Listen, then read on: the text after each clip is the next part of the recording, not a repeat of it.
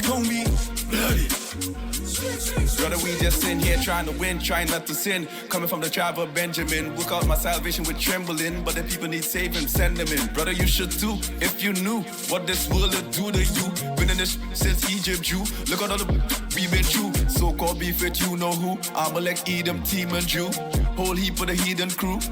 Yeah, like a thief in the night, I'm coming for war. Coming with chariot, fire and sword. Blood on your neck, blood on my sword. Blood on the floor, blood on the wall. It's gonna be bloody.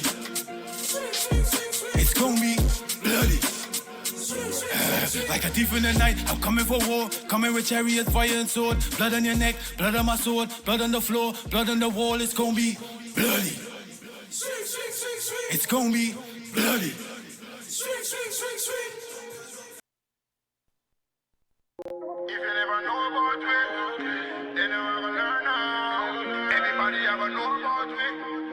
We are taking the world now. Better believe and don't doubt me. Cause the table will turn now. Yeah, we are taking the world. And what them know about this? Touching road fully road with scripts. Fire we youth and I burn them quick. Purple and gold we a roll out Chris.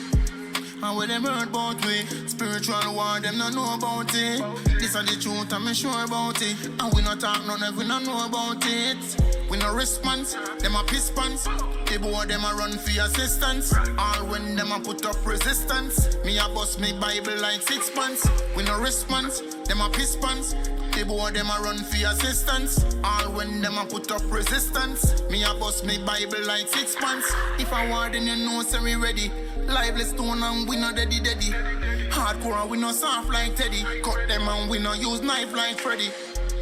Any mean necessary. Every doctrine me a kill and a bury. In a hole, in a cemetery. Bishop Nathaniel the real legendary. And what them know about this? Touching road fully road with scripts. Fire we youth and I burn them quick. Purple and gold we a roll out Chris. And what them heard about we? Spiritual war, them not know about it. This is the truth, I'm sure about it. And we not talk none of we not know about it. Your pastor, him a try save the nation. All around to the book of Galatians. When me pull me 45 in a Isaiah, Israel alone I get salvation. He turn around and pull John 3:16. Numbers 21 show him what he really mean. Introduce him to color John 2:16. And then me cut him up fine with the scripts clean.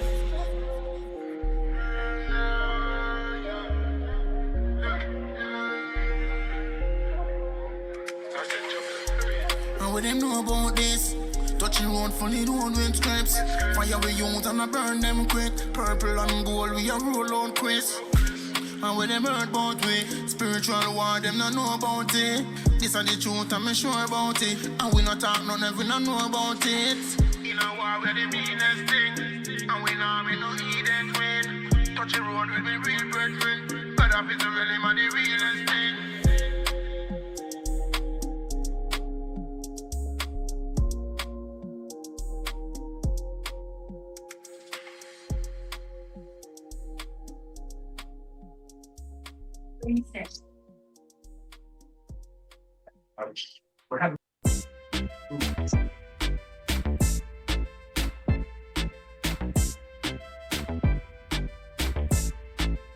So them only down a girl on them out. Talk too loud and get boxing on him out.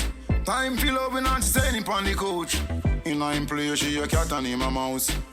The boy have to ask him wife permission. Fit chill with him friends or trod pon a mission. And give her what if he make a decision. It seem like she have him under submission. She send him fi wash clothes and dishes. Have him like Jean if he fulfill wishes. She had the miss time act like the missus. She shame him in front time from the beer. This is from me born. Me know me a the head. No girl can have me a cry and a beg. It no matter what she do in the bed. Man a star boy, woman can't run me head. When him on man, him a go like a stout. When he come to man out and with him run out. She take money every end of the month. Give her 100 grand and him still get kick out. Yeah, among brother him a go like a stout. But for a girl out and with him run out. Don't ask if he give money every month. She take all the money and him still get kick out. Man a alpha never beat her. some boy a turn traitor. Him will turn pon him friend like where will do Chris Rock when him get the eye from Jada. So take back your balls, my youth. You feel take back your balls. You feel lead with the loss, my youth. You feel lead with the loss. From me born, me know me are the head. No girl can have me a cry and a beg. It no matter what you do in a the bed. Man a star boy, woman can't run me head. When he run man, him a go on like a stout. When he run, woman out of wits him run out. She take him money every end of the month. Give her 100 grand and he still get kick out. Same G, but really him a beta. For the V, him turn into a traitor. He will turn pon him friend like where will do Chris Rock when him get the eye from Jada. Take back your balls, my youth. If you take back your balls, many man fall. Youth over woman, many man fall.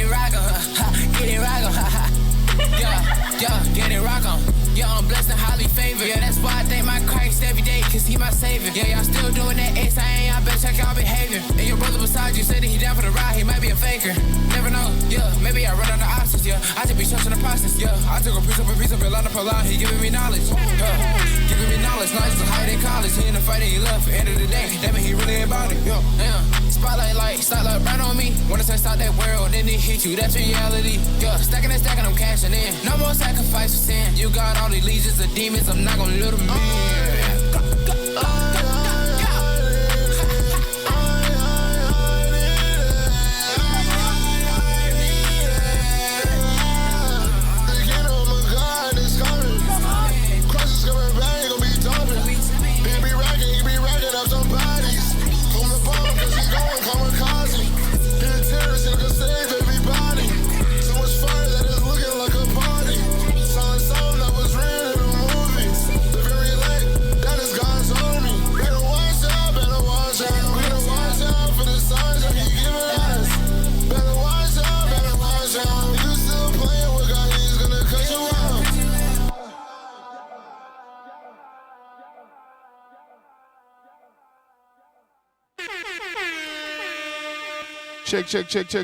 Check.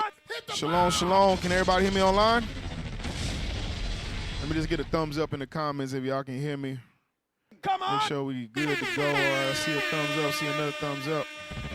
All right, the thumbs are up. Down to mercy. All right. All right, shalom, shalom. I'm Officer Zakar. To my left, I have, once the camera, there you go. Shalom, shalom, Officer Zane. Oh, they ain't getting no loan, no nothing. He ain't getting no nothing. No, nothing. Damn! Oh, man, Wow. something, man. Hey, but don't think I ain't paying attention. I don't think I ain't paying attention. I'm good? Now, last week, it was some people in these seats in here. It was a good bit of people in these seats. Now, all of a sudden, the seats change, and Officer Zane ain't sitting here, and now all of a sudden, the numbers has dwindled down tremendously. No, it was a terrible storm out there. You don't find that suspicious? It was a terrible storm. I'm gonna give y'all the benefit of the doubt. I'm gonna just say maybe it's the storm. Maybe the storm keeping a lot of y'all in. Thumbs up, thumbs down if it wasn't a storm. And be honest, the Lord is listening. He watching. Can't lie I'm to waiting me, to see some responses. See, ain't nobody saying nothing. Come on, man. Silence. Come on, man. This is it, man. But nonetheless, the class will still go on. All right, y'all. So this is gonna be a deep dive into the basics, part 2. I thought that would just be the best fitted way. They have some people trying to get in? Okay, all praise. It's gonna just be part 2. And we're just gonna keep the trend going. We're gonna get into some more of these laws. We're gonna probably go into like 3 of the laws from the 10 Commandments, give a little bit more understanding on it, show the various examples in the scriptures of these things and why they're in place. Well, without further ado, let's go to Exodus chapter 20 and verse 4. Come on. That's where we're going to start at. Let's I'm gonna go. go over there with the scriptures, but he's looking check. at the screen now. Hold on now. I ain't never understood it. Come on now. I'll give you time to get to it in the scripts now. Go ahead. Just get there. I can do a little talking until you get there. The book of Exodus, chapter 20 and verse 4. Come on. Come on. Thou shalt not make unto thee any graven image, or any likeness of anything that is in heaven above, or that is in the earth beneath, or that is in the water under the earth. Come on. Thou shalt not bow down thyself to them, nor serve them. For I, the Lord thy God, am a jealous God, visiting the iniquities of the fathers upon the children unto the 3rd and 4th generation of them that hate me. So the first commandment we're going to go to is thou shalt not make unto thee any graven images, going into idolatry. We're going to go into idolatry. Now, let's just keep in mind for those of y'all that may be new or might not have known, the law that's put in place applies when there's the second part of that commandment, which is bow downing or worshiping an idol. It's not necessarily images. Our forefathers, we had images. Real quick, we'll get one of them. Let's go to 1 Kings 6. We had images. You understand? We had images. There's nothing wrong with having images. Now, if you praying and bowing and worshiping it, and every day you blow a kiss to it, you know what I'm saying?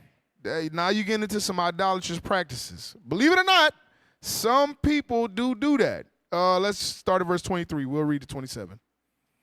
The book of 1 Kings, chapter 6 and verse 23. Come on. And within the oracle, he made 2 cherubims of olive tree. So this is in the temple. This is where Solomon was building. And they said they made 2 cherubims. 2 cherubims. Cherubims are angels. All right, come on. Each 10 cubits high. Mm-hmm. And 5 cubits was the one wing of the cherub. The one wing of the cherub, which is the angel. Come on. And 5 cubits of the other wing of the cherub. From the uttermost part of the one wing unto the uttermost part of the other were 10 cubits. Okay. So pretty much Solomon was making cherubs or angels, images of them made out of gold and whatever the case may be. It's nothing wrong with having images. Some of us have menorahs in our house. Some of us have lions representing the mighty tribe of Judah in our households. Some of us have, I don't know, some of y'all might have donkeys from the tribe of Issachar. What is it called? Burro? Is that what it's called? Burro. All right. I'm not Hispanic. I don't speak Spanish. You know what I'm saying? I don't speak Spanish. But nonetheless, you know, we have different images. Don't let no one believe or trick you to believe that you cannot have images. There's nothing wrong with having images. The issue comes in when you start worshiping those images. Some of y'all do that. Some of y'all go home, you got a picture of your mama, you talk to her as she passed away, or your grandma, she passed away, your dad, or he passed away, and every night before you go to sleep, some of y'all kiss the image. Y'all say how much y'all miss them and stuff like that as if they can hear you. But those are going into some more idolatrous practices. Now you're getting a little bit on the lines of going down the road of worshiping these things. You understand? Birthdays, that's idolatry. You understand? Christmas, Thanksgiving, New Year's, all of these things are forms of idolatry. Y'all got to keep this in mind. That's why we came out of a lot of those customs, because those were idolatrous practices that we picked up underneath the heathen. You understand? That's where that comes from. Your birthday is idolatry because for that day is a worshiping of you. People bring tribute to you. There's celebration for you. They bring forth cakes and candles, and that's the sacrifices and all this other crazy stuff. A lot of times we imagine idolatry as us Imhotep, bowing down like this and burning stuff. That's what we think idolatry is. But idolatry is the worshiping or bowing down yourself to serve an idol, right?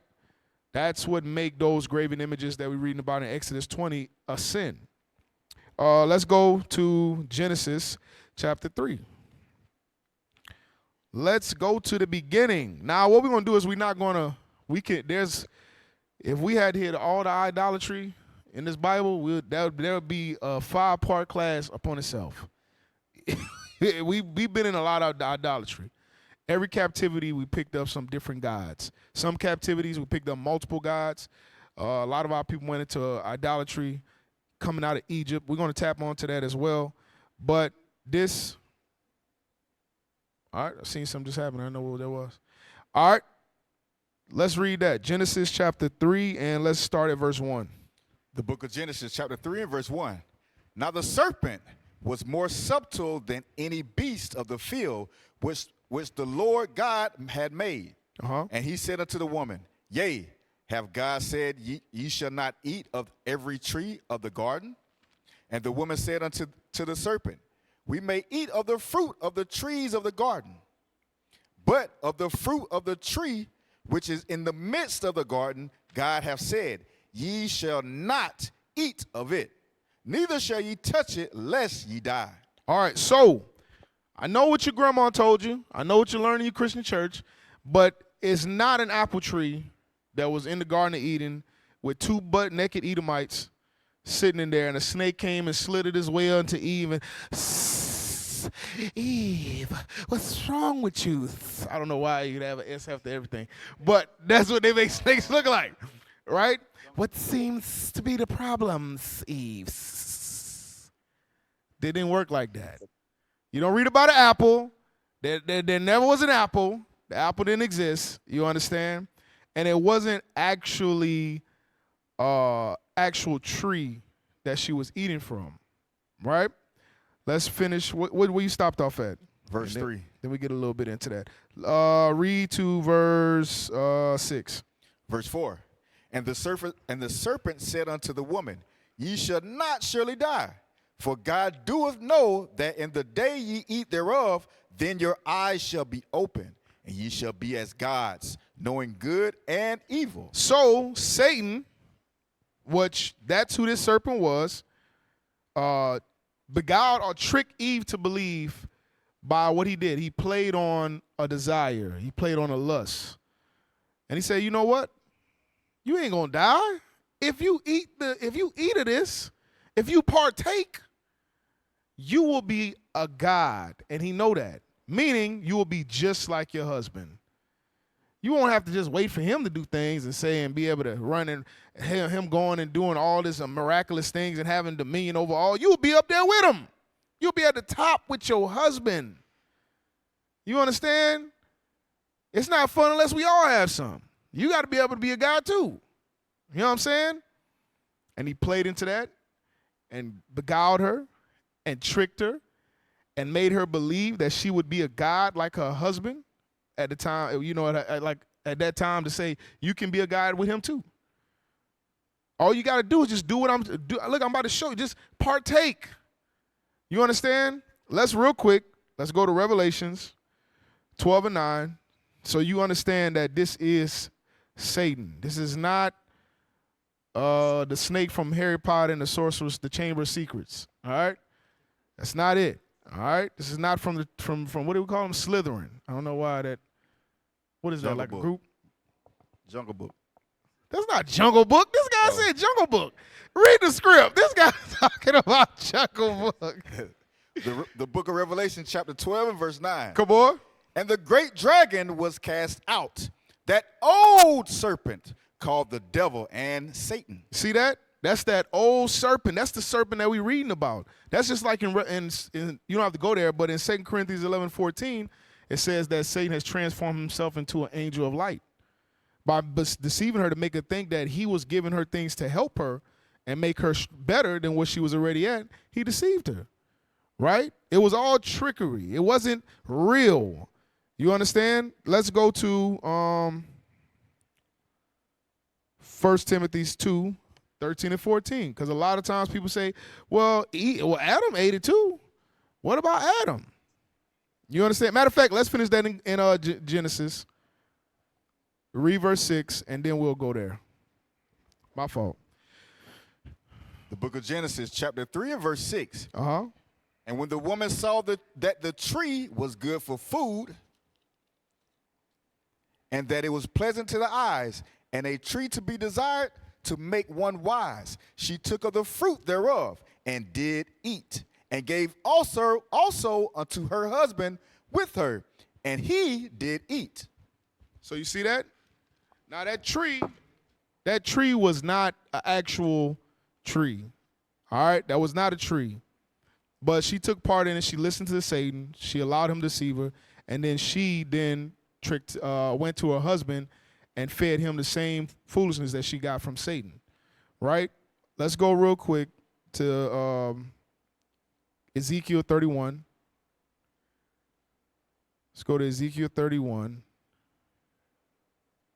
And let's go to show that these trees were men. Let's start at verse 3. Verse 7. You said what again? You want to start at 7? No. Ezekiel 31 and start at verse 3. Verse 3.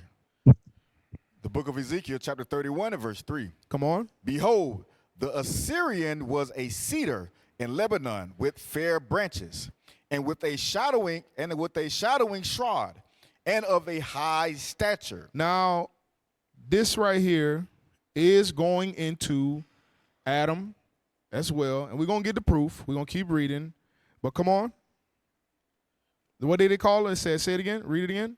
Behold, the Assyrian was a cedar in Lebanon with fair branches, and with a shadowing shroud, and of a high stature.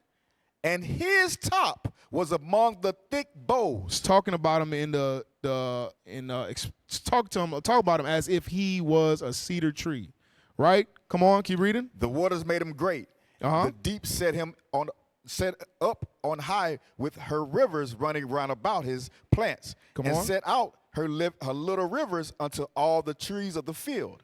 All the other trees of the field, but come on. Therefore his height was exalted above all the trees of the field. His height was exalted above all the trees of the field. Keep reading. And his boughs were multiplied, and his branches became long because of the multitude of waters when he shot forth. Now watch this. Drop down to verse 7. Verse 7.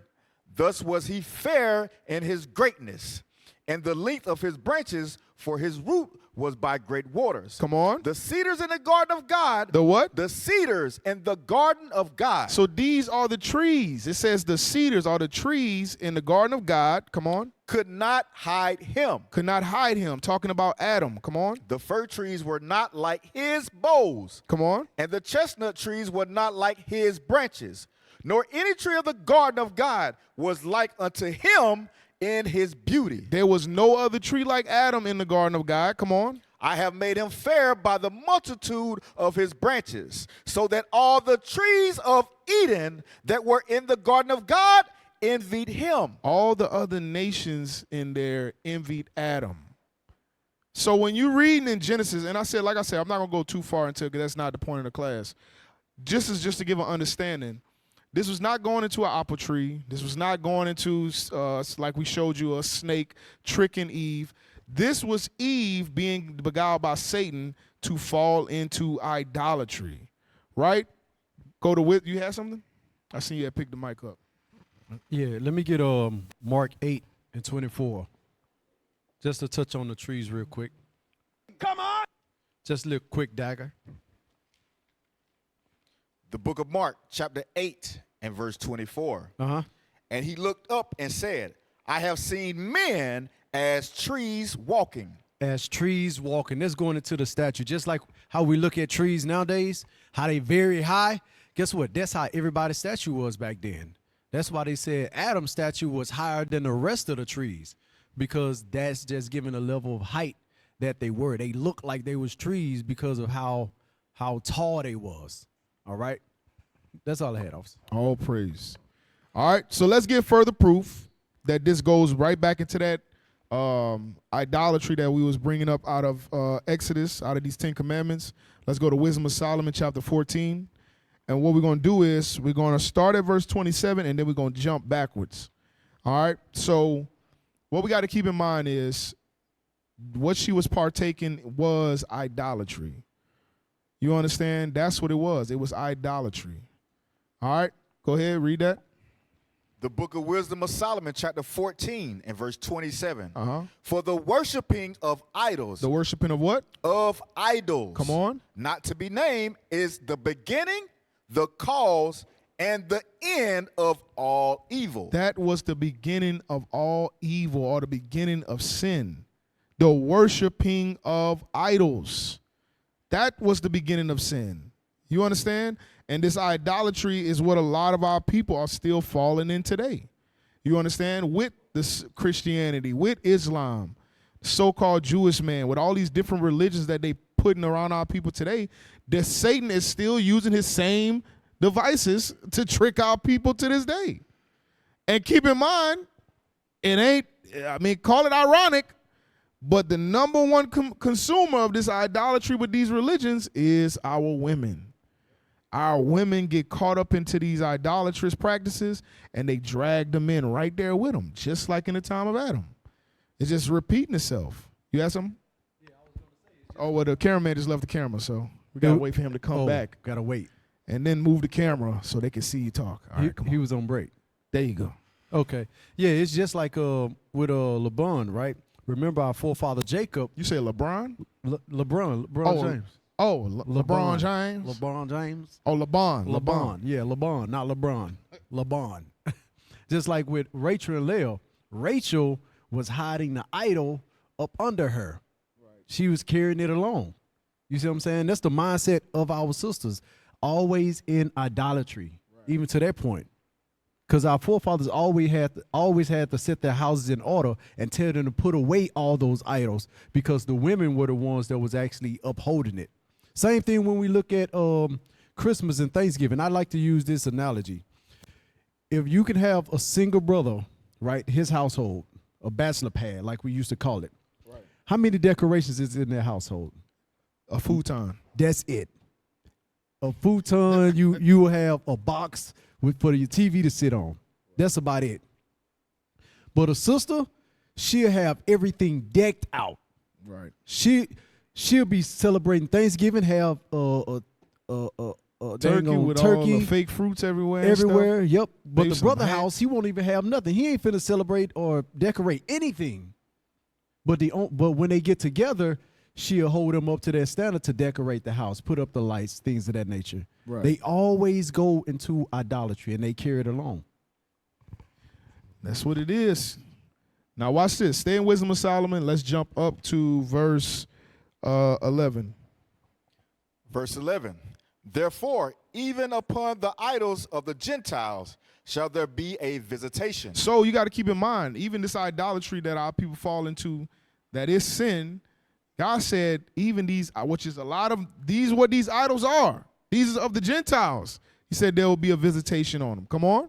Because in the creature of God, they are become an abomination and stumbling blocks to the souls of men and a snare to the feet of the unwise. These are the creatures of God. These are the things that God created. And these things are, through idolatry, are becoming snares and traps for our people.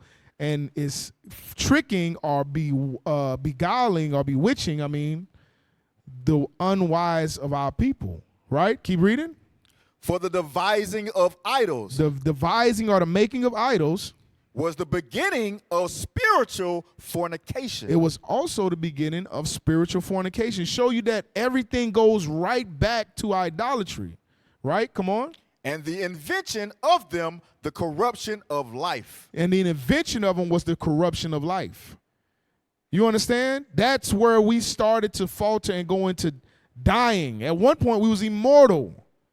Now, all these different types of idols that's in the world today, these things was the beginning or the corruption of life. These is how we become corrupted now. Because all the different philosophies and things our people have in their minds today and that they spew out come from all these different forms of idolatry.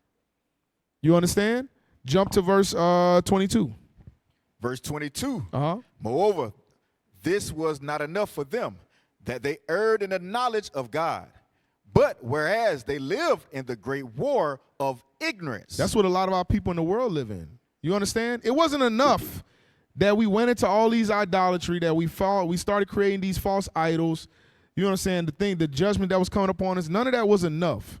But we fell into the great war of ignorance. A lot of times our people, well, all the time, our people in the world, they utilize ignorance for almost like protection, as if it's going to save them.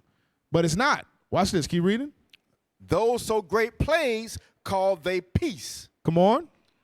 For whilst they slew their children in sacrifice. Guess what? Through that idolatry, we start to slay our children, having those abortions, sacrificing them to Moloch.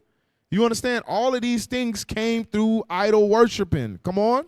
Or use secret ceremonies. Having secret ceremonies. Now you have birthdays, Christmas, Thanksgiving, New Year's, baby showers. All of these things are secret ceremonies. Come on. Or made revelings of strange rites. Reveling of strange rites today is called a club. You understand the demons that are in the club? They play the music that sway the entire building to feel whatever way they want you to. They can play songs that make women forget that they are being seen by everybody. She knows she is a freak. She's sliding down the pole. Next thing you know, you grinding on the first person that rub up against you. You don't even care. You ain't even thinking about who that is behind you. Pump. I forgot how it go. I forgot to hold it down for the 99 and the 2000. Girl, you're working with them. Hey, as soon as that play, all the sisters running to the dance floor. All the brothers is taking turn having somebody hold them up. You understand? Hold my back. Hold my back. Hold me up, bro. Hold me up. It make you forget where you at. These music in these clubs, these strange riots, this reveling, and then they can play music that make you think some people, they play music make them think they can fight. Right. Hey, and they showed us that in They Clone Tyrone. How the music actually affects us the whole time and drive us to do whatever they want them to do, whatever they want us to do. Right. They program us. They know it. Because at one point in time, we had that positive feedback in music. They changed that. They changed their narrative. Positive feedback in shows. They changed their narrative. Now they pushing their agenda to make sure we're selling drugs to one another. Make sure that we're twerking all the time. Right. You see what I'm saying? make sure we chasing money, make sure we murdering. Those things there are pushed on us, programmed, because it says evil communication, corrupt good manner. Exactly. Those things is embedded in us, programmed, uploaded in us, and that's how we react. And that's what is all of this is stemming from idolatry. Keep reading. They kept neither lives nor marriages any longer undefiled. So marriage became undefiled due to idolatry. Come on. But either one slew another treacherously. We begin to murder each other, kill each other. Keep in mind, these are the ways of the heathen. The heathen do that to each other for power. And we begin to start to do that same thing, murdering each other treacherously, to try to be at the top, to try to be the head honcho, for a woman, whatever it may be, for money, for power. They say money, power, respect. You understand? That's all I need in life. You see, that's the type of stuff that they feed to our people. It just came to my mind. I didn't even listen to that song like that in the world, but the lyrics just came to my head. Come on. Keep reading. Come on. Damn. Or grieve him by adultery. Or grieve one another by adultery. Brothers sleeping with brothers' wives. Is sisters sleeping with sisters' husbands. These things came through idolatry. A lot of these idols are very, what's the word for it? Very sexualized entities. A lot of their worshiping revolve around orgies or sacrifice or some form of thing. Just like when you look at vampires. Vampires is big freaks. That's how they always portray the vampires. They just over sexualize. I think that was Key and Peele did a skit with the vampires, and and that's what they was doing. Just all wearing the black leather. Muzz just over there instead of he biting the woman's neck to drink the blood, but he's like, bro, why you licking on her neck like that? Did you get any of that blood in your mouth? Then you're like, why you girl? You been rubbing on my nose for the last 15 minutes. Get off of me. Hey, if you can find that clip, just let me know. But come on, keep reading. So that there reign in all men without exception blood, manslaughter, theft, and dissimulation. All of this came, that fake love, that separation, that making having hatred one for another, stealing from another, killing one another. Come on. Corruption, unfaithfulness. Come on. Tumults, perjury, disquieting of good men. Come on. Forgetfulness and of good turns, defiling of souls, changing of kinds. All of these things come from idolatry. Now men want to be women want to be men want to be cats, women want to be dogs, men want to sleep with dolls, and women want to sleep with roller coasters. It's just a bunch of stuff going on. It's crazy, but it's for real. Keep reading. Disorder in marriages. Marriages became disordered through idolatry. Come on. Adultery. Came through idolatry. And shameless uncleanness. Through idolatry. Watch this. For the worshiping of idols not to be named is the beginning, the cause, and the end of all evil. All of that revolved into idolatry. All of that came from the beginning of all of that. He said that was the beginning of all of this evil, idolatry. You understand? That was the beginning of all this evil. Watch this. Go back a chapter, and let's go to chapter 13. Because a lot of times when our people think of idolatry, this is what they think about. They think it's just this type of stuff like this. But we just showed you that all of these different sins is the idolatry was the beginning of all of this evil that came into the world. Watch this. Come on.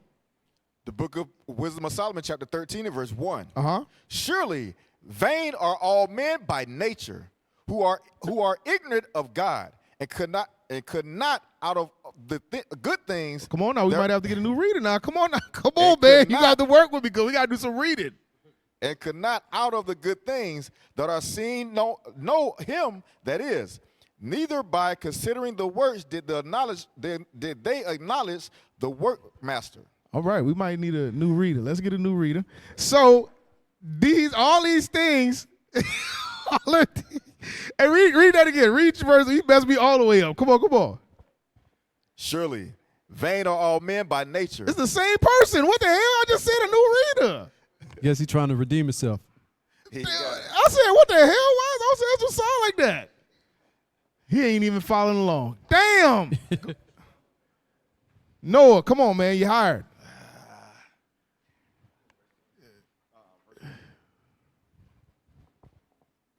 He had a microphone in his hand, and he went and got it because that's the audience mic. You don't want to use the audience mic for the audience. Wisdom of Solomon, chapter 13 and verse 1. Surely vain are all men by nature, who are ignorant of God, and could not out of the good things that are seen know him that is. Neither by considering the works did they acknowledge the workmaster. You people are ignorant of God because the things that they make gods or the things they make idols, they don't even realize the workmaster of them, the one that created all these things. They don't even acknowledge him. That's how you know that's how we know our people don't know God, because they allow his creatures to be able to supersede or pretty much overrule God's word. And they follow what man say. That's why he said, who made the creature? I'm gonna butcher it. Let's go to Romans real quick. We'll come right back to this. Let's get that quick. I don't want to stay on it too long. Romans 1 and 20. You said 25? Yeah, that's it. Romans chapter 1 and verse 25. Who changed the truth of God into a lie and worshiped and served the creature more than the creator, who is blessed forever. Amen. So you see that? They worship the creature more than the creator. That's just the same thing we're reading over here in Wisdom of Solomon 13, where it says that they don't acknowledge the workmaster. Right? Come on. Wisdom of Solomon. We're back to Wisdom of Solomon. Yep, verse 2. Wisdom of Solomon chapter 13 and verse 2. But deemed either fire or wind or the swift air or the circle of the stars or the violent water or the lights of heaven to be the gods which govern the world. That's what they took. They took the things that God created. They took the fire, the wind, the swift air, the circles of the stars, astrology. People talk about my zodiac sign and everything like that. You understand? A lot of people worship they took the lights of heaven, all the different things you see in the world and in the things that God created. They took those things to be God. Watch this. Read the next verse. With whose beauty, all those things we name, all his creations, everything God created, including us, the people, right? Come on. If they being delighted, took them to be gods. Took these things to be gods. Let them know how much better the Lord of them is. For the first author of beauty hath created them. Because God is the one that created those things. But in our ignorance, a lot of times we worship the things that God has put on this earth not to be worshiped. And then allow man to turn them into gods, mainly the other nations, because believe it or not, all the evil our people are in is from following the other nations. That's what it is. And what Israel do is take evil and bring it to another level. That's what Israel do. We take stuff and we increase that evil to a new level, right? Jump down to verse 11. We're going to jump. Verse 11. Now a carpenter that felleth timber after he hath sawn down a tree. Now he's giving you an example. You got a carpenter, carpenters build and whatever case may be. He said, now you got a carpenter, right? He go and cut down a tree. Come on. After he had sawn down a tree, meet for the purpose. He saw down a tree that's perfect. He's like, this is going to be perfect what I want to create it for. Come on. And taken off all the bark skillfully round about, and hath wrought it handsomely, and made a vessel thereof fit for the service of man's life. So he took that tree, cleaned it up, trimmed it down nice, and now he's saying this is perfect for what I want it for. Now he went and cut that tree down. He went and cleaned it up. Keep reading. And after spending the refuse of his work to dress his meat, hath filled himself. So he spent all this time. He put dedication and time into this, right? Come on. And taking the very refuse among those which serve no use, being a crooked piece of wood and full of knots, hath carved it diligently when he had nothing else to do, and formed it by the skill of his understanding, and fashioned it to the image of a man. Now, you know how back in the day, like your grandpa them used to take a piece of wood and he would sit on the porch with his pocket knife and he would just trim away at it. Sometimes they weren't doing nothing. They were just cutting into the wood. But some, people can carve in it. But he's saying this man right here, he took that piece of wood that was all knotted up, full of bark. He trimmed it up real nice and handsomely, and he fashioned it into the image of a man. Come on. And when he had made a convenient room for it, set it in a wall, and made it fast with iron, for he provided for it that it might not fall. So then, hold on. Okay. Read again. No, you skipped something. Oh, I skipped verse 14. Yeah, you skipped verse 14. Verse 14. Or made it like some vile beast, laying it over with vermilion and with paint, coloring it red and covering every spot therein. So he either made it like a man or he made it like a beast. Same thing you read in Exodus. Same thing we was reading about when we went over to Wisdom of Solomon 14. They fashioned it in different ways, right? Come on. And then he painted, put a little primer on it and everything. Come on. And when he had made a convenient room for it, set it in a wall and made it fast with iron. Now, this same man took his time to make this thing, carve it, find a place to put it, made a little holder for it so it don't fall. Come on. For he provided for it that it might not fall, knowing that it was unable to help itself, for it is an image and hath need of help. So he said, look, I created this image rather than a man or a beast. Then I make something for it to sit in because I know it can't stand by itself. It's not real. I'm the one made it. He created it. He knew it couldn't stand alone because it's a piece of wood. He just dressed it up. Let's see what he do with it. Come on. Then maketh he prayer for his goods, for his wife and children, and is not ashamed to speak to that which hath no life. That's the same thing a lot of us did. You'll say your little prayers, and you take that cross, you kiss it, you understand? And you just swear up and down that your prayers being heard. Before you say your prayers, you do the little cross over your body. You pass the graveyard, you did the little cross. Respect for the dead. What you respecting? You turn your music down when you pass the graveyard. You understand? Hey, they say they don't want to disturb the dead. You don't want to disturb the dead because you won't wake them up. If they hear those 2 12s in the grave, they getting up. You understand? You did all of that. You sat there in front of a birthday cake. You bought that cake from Walmart. You put the candles on it. You went to Albertson and got that cake. Your mama baked that cake. You baked that cake. You put them candles. You lit the candles. You lit them candles, and you thought you was doing something when you bought the candles that didn't go out on the first blow. But you put all that together, and then you say, make a wish. And, hey, black people watch white people move. We was really sitting there wishing for something. You was wishing,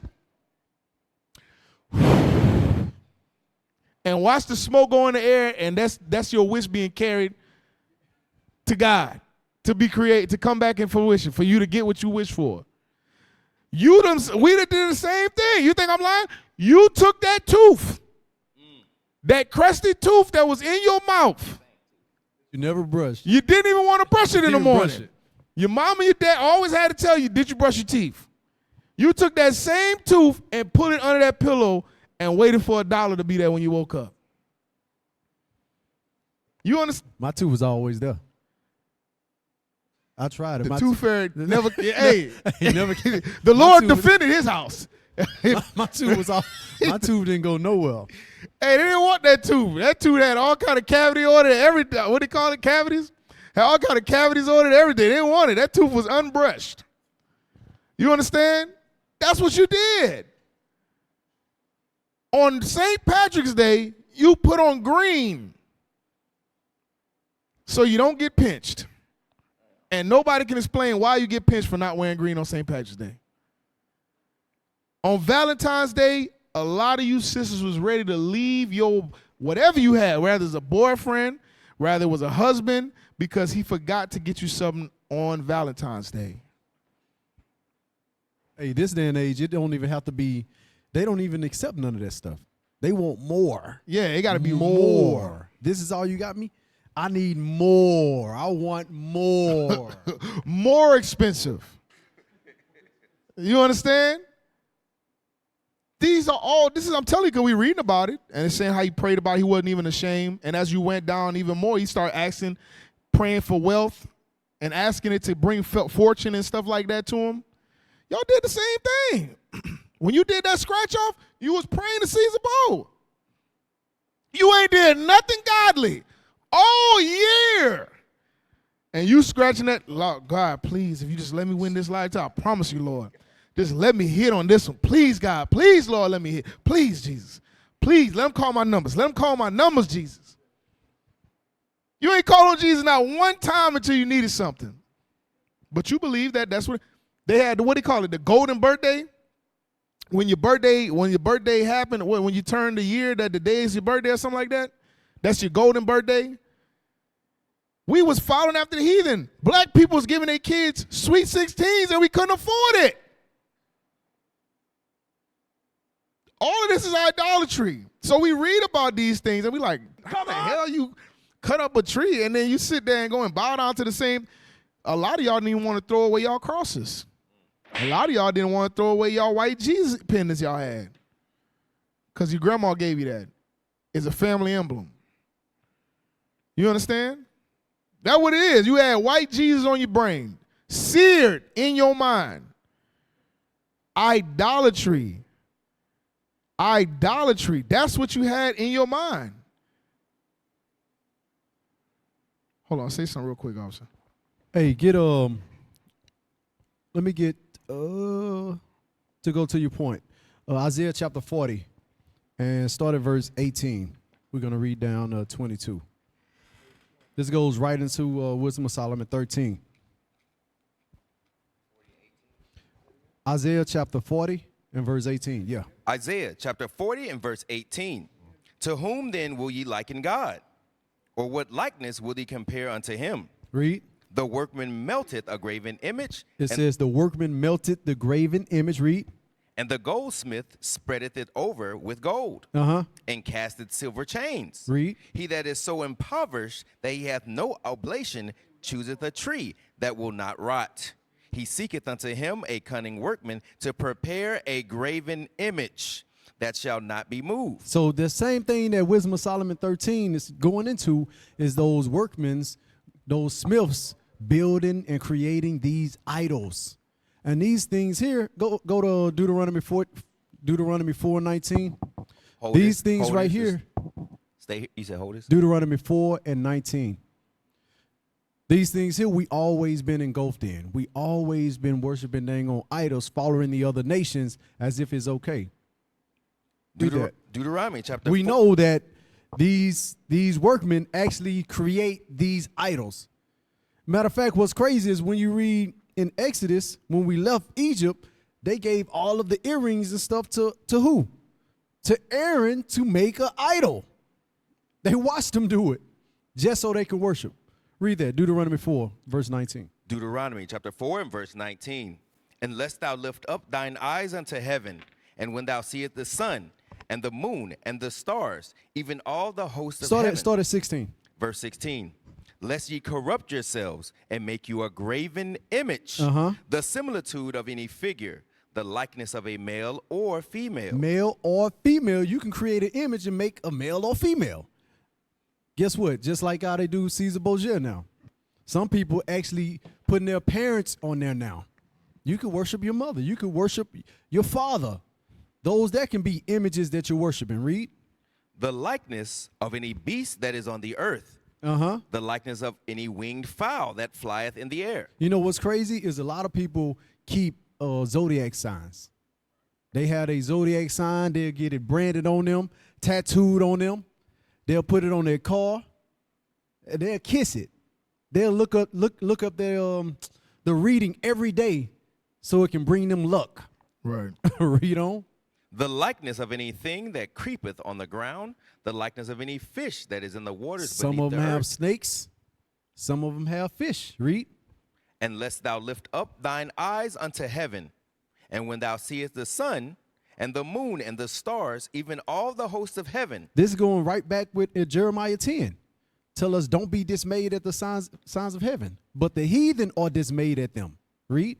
Shouldest be driven to worship them Uh-huh. and serve them, which the Lord thy God hath divided into all nations under the whole heaven. The Lord already knew that these nations was going to be worshiping these things that's on earth. What we do is follow those nations to be worshiping them. They aren't gods at all. Just like it says in what's that, Psalms 96:5? Just like it says in Psalms 96:5. All the idols that these nations have, they just idols. They not true God at all. He gave them something to worship. Those idols is for them. It's not for us. Psalms chapter 96 and verse 5. Uh-huh. For all the gods of the nations are idols. You see that? So God knew exactly what he was doing. He said, don't be dismayed. The heathen dismayed at them. They're gonna be worshiping them. They're gonna be entertained by that. They can't move. They can't speak. They can't do no miracle. Why are you gonna worship them? But that shows the level of knowledge that we have. Like we was going into the birthday. It's like we'll sit around there and buy the cake, put the candles on it, light the candles, make a wish, and then blow it out as if it was going to bring some magic. Something was going to appear. And you know what's crazy? No wish ever came true. Right. Never. From granny generation, my mama generation, my daddy generation, none of it never came true, but then we'll still pass it down and tell our kids to make a wish. Yep. That's it. That's how we do it. That's how we did it. So a lot of times we look at our forefathers and our foremothers in these scriptures and we say, I don't know how the hell y'all did that. That don't even make any sense. All right, I'm going to get one more example and then we're going to move to the next law. Let's go to Exodus chapter 32. Exodus chapter 32. So we showed y'all foremother Eve fell into idolatry. We showed y'all the different the mindset of a person going into idolatry. You create these things are made, fashioned with hands, these graven images. It's just like when you read about our people with crosses and stuff like that. With these crucifix, those it said that the maker thereof trusted in his hands, trusted in it, in his works. Habakkuk 2:8, I think it is. We ain't got to go there. But just because it has gold or silver on it, we still not supposed to prefer these things, and we're not supposed to idolize them just because it has something of value that they use to coat it. No matter how beautiful it may seem. Right. We're going to start at verse 1. Exodus chapter 32 and verse 1. Come on. And when the people saw that Moses delayed to come down out of the mount, the people gathered themselves together unto Aaron and said unto him, Up, make us gods, which we shall go before us. For as for this Moses, the man that brought us up out of the land of Egypt, we would not what he is become of him. You see this? You see the mindset of Negroes? This man just went in the front of the most powerful man on the earth at the time and demanded your freedom. Demanded it. And stood there when he could have got put to death, but he trusted in the Lord. And went before him several times. Went to that same man and told him that if you don't free these people, your sons is going to die. You understand what he went through? And then now he freed you. You freed out Egypt. You watch all those plagues. You watch him split the Red Sea. You walk right through it. He took you out of Egypt. Y'all walking through the wilderness now. You understand? It's not like you going hungry. You understand? The clothes ain't even withering. Now here comes the Negroes. Hey, get up, Aaron. Get your black ass up. Make us a god. Because we ain't trying to follow after Moses. This stuff that he coming out here running and talking about, telling us what to do. We got to do this. We got to do that. Talking about, I know you stay with your mama. I don't want to hear that shit. He said that. You understand? And just like a Negro, that's what happens. Now, a lot of times you might be saying, well, I can't believe they did that after seeing all those miracles. That was us. That's our people. This is our people in the Bible. You understand? These things are not just made up. They went and they said, it's taking them a little while to come back down, huh? Perfect. Just like the kids do. When you go step out just to go do something for a second, if you leave them in there too long, She going. Come on. That's when they start doing stupid. That's what we did. We're like, that's why he say y'all are like sottish children. Come on. And Aaron said unto them, break off the golden earrings, which are in the ears of your wives, of your sons, and of your daughters, and bring them unto me. So this is just a script you can show that our men did wear earrings. You can wear earrings. There's nothing wrong wearing earrings, whatever the case may be. Now, sometimes people can get a little eccentric. Is that the right word? Eccentric? Yeah, extra. Extra, go over the top, and then they get the big. You might as well have on the earrings from Babs. You might be wearing the same earrings Holly Berry wore, because you got the big old hoops. You know what I'm saying? Now you got earrings that hang down like you Michael Irvin. Listen, don't be over the top. Now brothers getting nose piercings and stuff like. Now you a little bit too much Persian meat captivity. All right, don't over Persian it. You over here like looking like Artaxerxes. All right, don't do that. The one in the eyebrow and all that. Certain things is just come on now. Don't be over the top. But it came down. Go ahead. No, I'm finna say, but that goes to show that we will fall right into idolatry. Quick. Just like real quick. We'll go back to one of those guys that, for those nations that we was in prior, not unknowingly, we'll automatically do it. Brothers that fall out the truth, sisters that fall out the truth, they go right back into idolatry. Right. With no hesitation. Come on.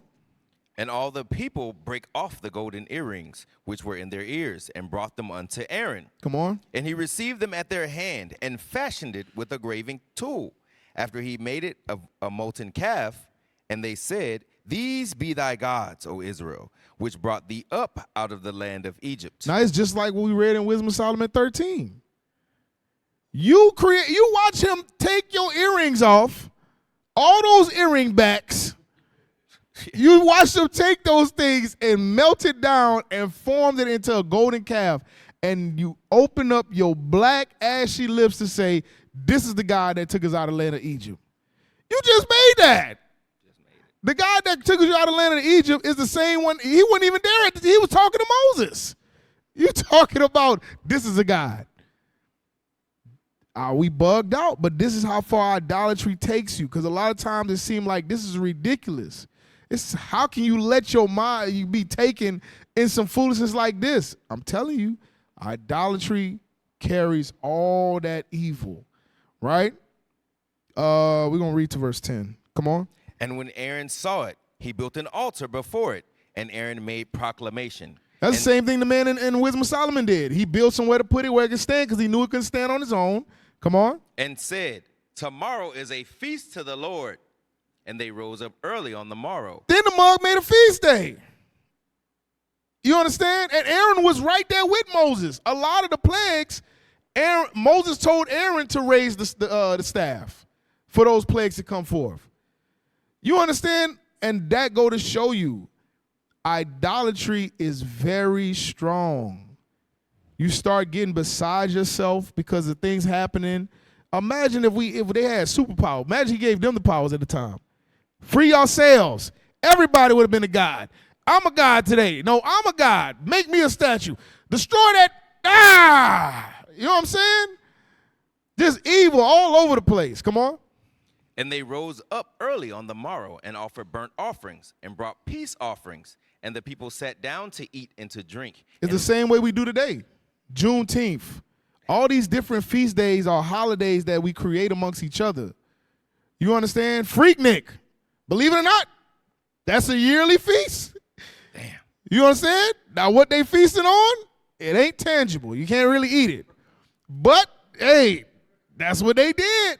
They made it, hey, every year around this time, this is going to be Freaknik. A lot of 90s babies was created at Freaknik. Damn, I hope I wasn't created at Freaknik. I was in the beginning of the 90s too. God damn. Come on. And the Lord said unto Moses, go, get thee down, for thy people, which thou broughtest out of the land of Egypt, have corrupted themselves. Remember, we read that in Wisdom of Solomon chapter, 14?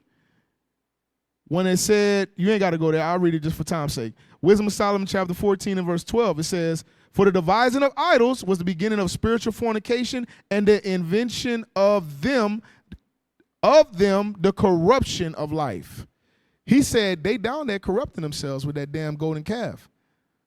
But he going to explain to him. Go ahead. They have turned aside quickly. He said it ain't waste no damn time. These mugs quickly turned aside. Come on. Out of the way which I commanded them. They have made them a molten calf. That's just like you said, when brothers and sisters lead the truth, they go right back into idolatry. You understand? He said, I already see what they doing. They making them a damn molten calf. Come on. Now imagine, Moses pleading for us. It's just like when you get somebody, like I'll give you an example. You get a brother a job. Now you went up there and talked highly about this brother. They say he a good worker. He go and mess up. Now look how stupid you look. The boss coming to you like, you know, and this stuff. And you know what? I'm so upset with you, Tyrone, because you recommended this guy. And now he's over here taking extended lunch breaks. Brother showing up late. Showing up late every single day. He doesn't even have his shirt tucked in, for God's sakes. I mean, I don't mind you guys wearing those frinted things at the bottom, but Breaking Jesus. every policy. Yeah, breaking all the policies. He's just not doing nothing right. You told me he was good. Moses up there like, golly. Come on.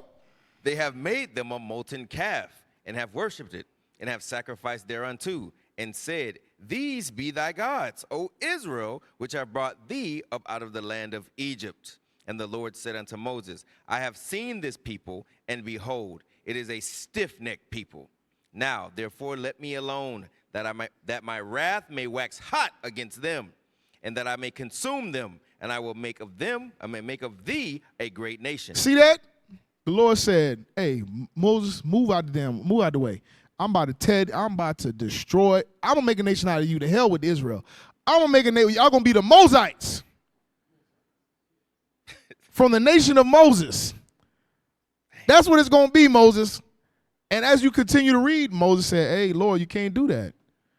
Please don't do that. Because remember, the Egyptians, they're going to make mockery of it. They're not going to take it serious. All that good you did is going to make it seem like you brought them out of Egypt just to kill them. That they couldn't get it right. And he begged and he pleaded. And the Most High heard his prayer. And he acknowledged it. And he said, okay, I'll let them live. I'll let them. He said, remember the promise you gave to their forefathers, Abraham, Isaac, and Jacob. Now Moses is the same person that they talking down on, and as you continue to read through that venture, continue to disrespect, that's the same one that stood in front of Pharaoh and spoke up for the children of Israel, and that's the same one that went and spoke up for the children of Israel to the Lord. Hey, and that's the same one that actually slew the Egyptian for his brother. Right. Like all those accounts that Moses did, it's like the children of Israel didn't show him no type of love at all. Show him what? It didn't matter. It wasn't once he got chosen that he stood up for his people, right? But that, you can get some good reading, y'all. Keep reading, just even like we was in Wisdom of Solomon. That's some good reading too. But we're going to move on to the next one. We're going to move on to Exodus chapter 20 and verse 13. We're going to go into thou shalt not kill. Exodus chapter 20 and verse 13. Thou shalt not kill. Come on. So that's thou shalt not kill, also known as murder. A lot of times when we look into this commandment, we think it's one way, but it's not. There's many ways you can murder your brother. For time's sake, we're going to hit a couple of them, not really that many of them. Let's go to the actual cause of actual murder, Genesis 4 from the beginning. Genesis chapter 4, and we're going to start at verse 1. Genesis chapter 4 and verse 1. And Adam knew Eve his wife, and she conceived and bare Cain, and said, I have gotten a man from the Lord.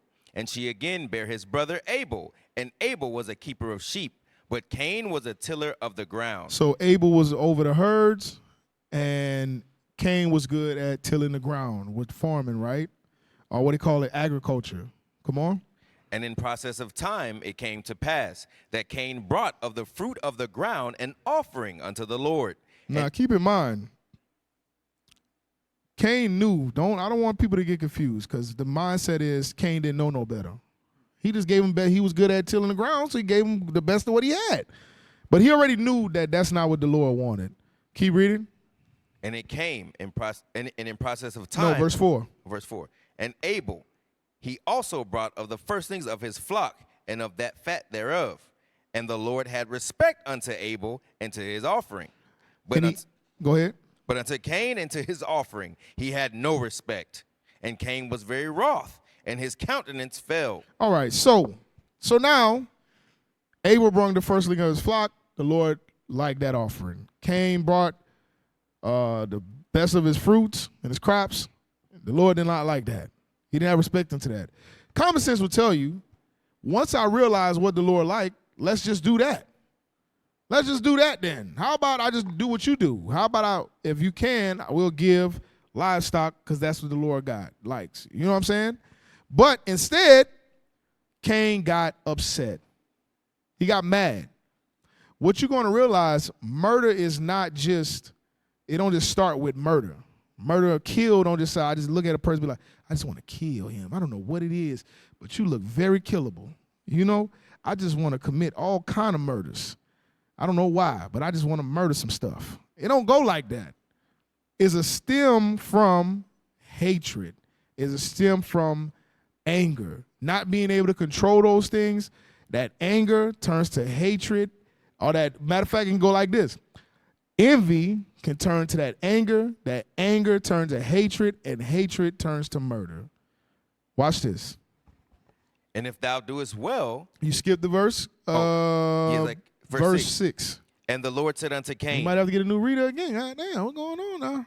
I was looking at counting this fall in my bag. Also, I'm sorry. Hey, we about to have a reader fall and get another one that lift it up. When you bring one down, he rises another one right up. Yes, Come sir. on. Verse 6. And the Lord said unto Cain, why art thou wroth? And why is thy countenance fallen? Because it's the same way. It's like, why are you getting mad? Why are you upset? I can tell, I can see it all in your face. You know how your mama and you used to say that, your daddy? I can see it's all in your face. What's wrong with you? Fix your face. I used to hate that. You get a whipping and your mama tell you fix your face. It's like, you just whipped me. I'm still in the middle of a whip. I'm crying. Whap, whap, whap, whap. Ah, fix your face. You know what I'm saying? Come on, man. I'm going to go off. Come on.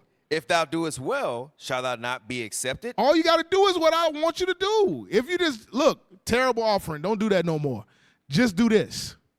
And you'll be accepted. Come on. And if thou doest not well, sin lieth at the door. Now he introduced it. He said, when you don't do well, now there's sin. Because now you're being rebellious. Now you're being rebellious. Come on. And unto thee shall be his desire, and thou shalt rule over him. That thou was talking about Satan, and Satan will rule over you. Your desires are going to be unto Satan. So now the Lord checked Cain. Like, what the hell going on? Hey, bro, fix your face. What's wrong with you? If you would have did the right thing, I would have accepted your offer the same way.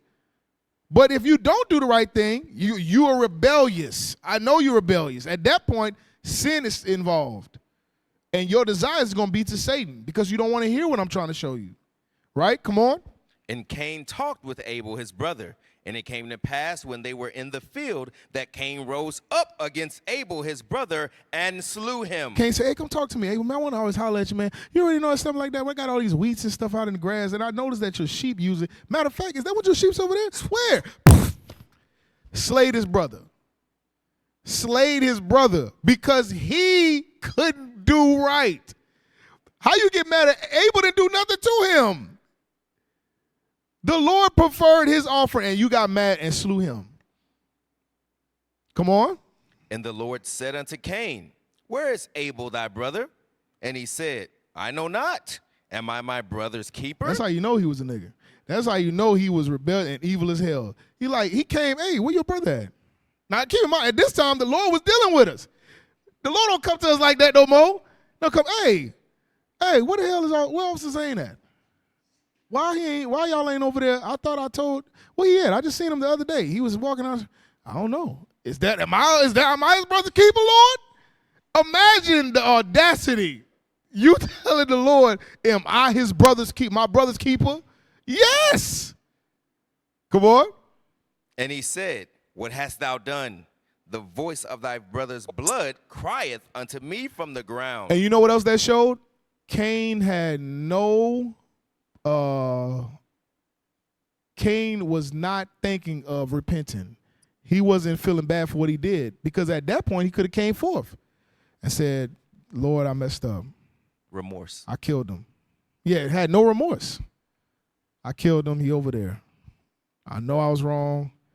But what he try to do? He try to cover up that lie with another lie. That's how you can see the mindset, bro. It's not, you're not remorseful. You're not even mad. You're not scared from what you did. You scared because you got caught. That's what it is. Because even at the end, when he said when he gave him the judgment, he sat there and was like, "Hey, somebody gonna see me? They gonna kill me? What about now? You want to know what he can do? Why you want to know like why this is too much? You putting on me? I can't carry this burden. What the hell you mean? You just killed your brother. He's gone. Right? 1 John 3. Let's show that. Because you can actually kill someone. That's thou shalt not kill. But thou shalt not kill and murder is also going into hatred. You have hatred for somebody, you are a murderer in God's eyes. That's why that thing is taken so seriously. You should not be walking around here with hatred for nobody. If you got hatred for anybody, especially your brothers or your sisters, if you out here hating each other, you better make sure you make that thing right. Because a lot of times, brothers and stuff take that thing lightly. You know what I'm saying? It is what it is. Yeah, I had hate. No, well, nobody really come out and say it, but they take it as a light thing. The Bible's, let's read this. Let's just read it. Verse 11. 1 John chapter 3 and verse 11. For this is the message that ye heard from the beginning, that we should love one another. Not as Cain. Don't love one another like Cain. Come on. Who was of that wicked one. Which of that wicked one? He was from the seed of Satan. Come on. And slew his brother. He killed his own brother. Come on. And wherefore slew he him? Why he killed him? Why did he kill Abel? Because his own works were evil and his brother's righteous. You know what's funny? That's where a lot of times hatred come from. I've never seen nobody have hatred for somebody that wasn't doing nothing. I've never seen it. It's always come from that envy, and it go to that hatred because that person is doing something that you wish you can be doing. Or that person is in a position that you probably want to be in. And instead of going to that brother or that sister and saying, can you teach me how to do this? Or can you show me how you do that? What you do? You be just like Cain. Now you mad for no reason. Got your face all turned up. Now every time you see him, you just hate they filthy black, ungodly black skin like your boy say. Instead of just coming to your brother, your sister and say, hey, sis, our brother, I like how you do that. Hey, can you show me how to do that? Or I like how you carry yourself when you do this. Can you show me how to do that as well? No. You have hatred for him because his works are good and yours is evil. That don't even make any sense. The Bible say you a murderer. Watch this. Keep reading. Marvel not, my brethren. He said, don't marvel. If the world hate you. If you are hated by the world, we've seen a lot of that now. Even more today, for some reason, is extremely good. It's going. The crazy thing is, we start getting more hatred when one of our people get killed unjustly, and we speak up against it.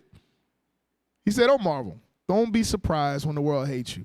Believe it or not, I had to meditate on this scripture today because I was reading some comments, and I'm telling you, it almost took me all the way out of spirit. Come on. We know that we have passed from death unto life. We know we've passed from death unto life. Come on. Because we love the brethren. Because we love the brethren. We didn't come from death to life because we hate the brethren. We came from death to life because we love the brethren. Come on. He that loveth not his brother abideth in death. But when you don't love your brother or your sister, you are abiding in death. Watch this. Whosoever hateth his brother. If you hate your brother or your sister. Is a murderer. You are a murderer. Thou shalt not kill. You breaking that commandment. Come on. And ye know that no murderer hath eternal life abiding in him. And there's no way possible you get in the kingdom. Ain't no possible way you get in the kingdom. You can't get the kingdom being a murderer. Having hatred is murder. You have some, officer? Yeah, dealing with I want to touch the flip side of this murder that a lot of sisters think that is not. That abortion is murder. Right. Go to two scriptures real quick. Wisdom of Solomon 14:23. A lot of sisters think that just because they behind closed doors and it's just them and a doctor and it seems legal to be doing, they justify themselves. Read that. Wisdom of Solomon chapter 14 and verse 23. For whilst they slew their children in sacrifices. That's what our sisters do. They think when they go out there, sleep around, they pop a plan B, IUD, things of that nature, justifying themselves to murdering our kids, the prophets. They're supposed to be coming back on this earth. 19 million? That's a sacrifice. We reading it right here in the scripture showing that even our foremothers was doing that crap. How much more? They say, hey, how many bodies you got? They not really talking about how many people they slept with. They really talking about how many babies they killed. Go to Ezekiel 23 and verse 37. Just to show you the exact mindset of our sisters that kill. That's why they always have a murderous spirit. Ezekiel 23 and verse 37. Ezekiel chapter 23 and verse 37. That they have committed adultery. That's how it starts. You want to go out there, you want to sleep around, sneak around, and you end up getting pregnant. Read. And blood is in their hands. Read on. And with their idols have they committed adultery, and have also caused their sons, whom they bear unto me, to pass for them through the fire. That fire nowadays is that clinic. Sometimes you can even get it mailed. You go to Walmart. You go to Walmart and purchase the gun yourself. Purchase that plan B yourself. Get it delivered to you. DoorDash. DoorDash or plan B. Just a murder. Read. To devour them. Moreover, this they have done unto me. They have defiled my sanctuary, and the same day, and have profaned my Sabbaths. Read on. Watch this. So they'll sit around there, pop a plan B, and go to church on Sunday like it's okay. For when they had slain their children to their idols, then they came the same day into my sanctuary to profane it. And lo, thus have they done in the midst of mine house. Wow. That means some sisters be up in here doing that just so they wouldn't get stood up. Just so they would not get stood up. Or either what they'll do is try to leave for a time as if nobody saw them. As if it's okay. No, when the scripture says thou shalt not kill, that's what it's going into. Sisters, y'all not justified because y'all popping plan Bs. Y'all out there in the midst of adultery thinking that it's okay. That's sin on top of sin. You commit adultery and then you go and murder the prophets that's supposed to be coming back on the earth. Murder the princesses as if it's okay. And they wonder why they crazy because you got a murderous spirit on you. Let's get one more thing, one more murder. Let's go to Sirach 34 and 21. Sirach 34 and 21. Sirach chapter 34 and verse 21. Let's go. The bread of the needy is their life.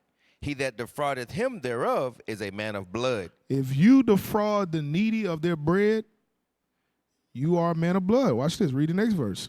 He that taketh away his neighbor's living slayeth him. Come on. And he that defraudeth the laborer of his hire is a blood shedder. See that? So a lot of times, even when you start dealing in business, and you might have a brother or sister that's working for you, and you take away their livelihood by defrauding them of their payments and giving them not what they work for, the Bible says you're a bloodshedder. And we also know that needy is going into those widows and those fatherless. You understand? Jump over to chapter 35 and verse 13. Chapter 35 and verse 13. He will not accept any person against a poor man. He won't accept nobody against a poor man. Come on. But will hear the prayer of the oppressed. He will hear the prayer of the oppressed. That poor man is one of them, but watch this. Come on. He will not despise the supplication of the fatherless. Orphans. Nor the widow. Nor the widow. When she poureth out her complaint. Come on, they poured out her complaints, just like our forefathers did. In the time when they took from the things that were stored up for the fathers and the widows. When you take away their livelihood, the Bible says you are a bloodshedder. You understand? That's why we have to make sure we're dealing right with each other. We have to make sure we're dealing right with each other. All right, so let's go into our last one for today, adultery. Matter of fact, you can put that video. That video go good with this adultery too, because adultery, let's read that, and then you can put the video up. Hold on. Read Exodus 20 and 14. Exodus chapter 20 and verse 14. Thou shalt not commit adultery. Thou shalt not commit adultery. Now, this video is not no adultery happening, so I don't want to get nobody say, oh, damn, this is the best part of class. Like, I don't want y'all to get in the spirit. Yeah, you put out. This go back to what we was talking about when I said the thing with the vampire. They found a clip, but it go good into this because adultery is not just sleeping while married. Watch this. Come on.